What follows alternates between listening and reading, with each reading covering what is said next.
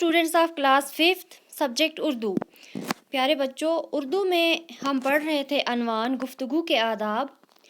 इसमें हमें अब आखिरी इसका सबक जो है इस गुफ्तगू के आदाब में वो है पेज नंबर 25 पे। आप अपनी किताबें पेज नंबर उर्दू की किताबें पेज नंबर 25 पे खोलें और देखें। सोचिए और बताइए। दर्ज झेल चंद बयानात दिए गए हैं, इनके सवालात बनाइए। ये यहाँ पे जो आपका सबक है ये है कि हमारे पास कुछ बयानात दिए हैं, इनके हमें सवालात बनाने हैं।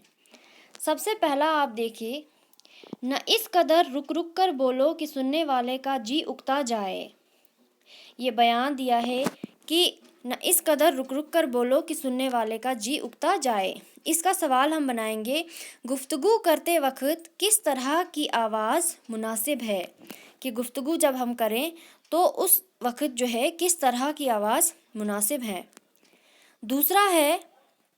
दूसरा बयान जो यहाँ पे दिया है, बिन सोचे बोलना बेवकूफ़ी है, एक ही बात को बार बार दोहराना ठीक नहीं।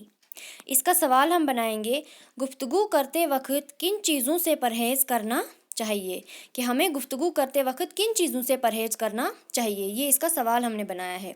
तीसरा जो बयान है यहाँ पे दिया है, जब छोटों से गुफ्तगू करो तो नरमी और मेहरबानी से पेश आओ। कि जब हम छोटों से गुफ्तगू करते हैं तो हमें नरमी और मेहरबानी से पेश आना होता है।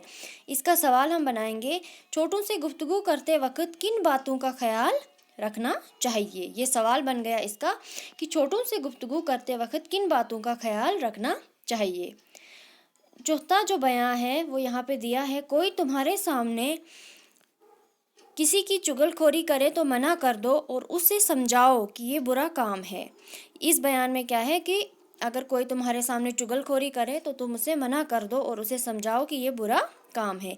इसका सवाल हम बनाएंगे, चुगलखोरी से किस तरह बचा जा सकता है।